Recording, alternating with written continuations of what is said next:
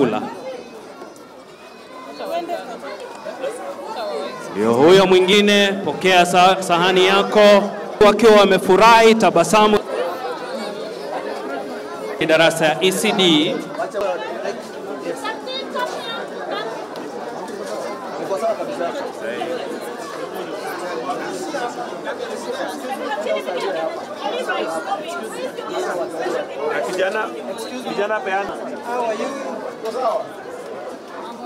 Mheshimiwa Rais akihakikisha kwamba skula amehakikisha kwamba watoto wote wamepata chakula.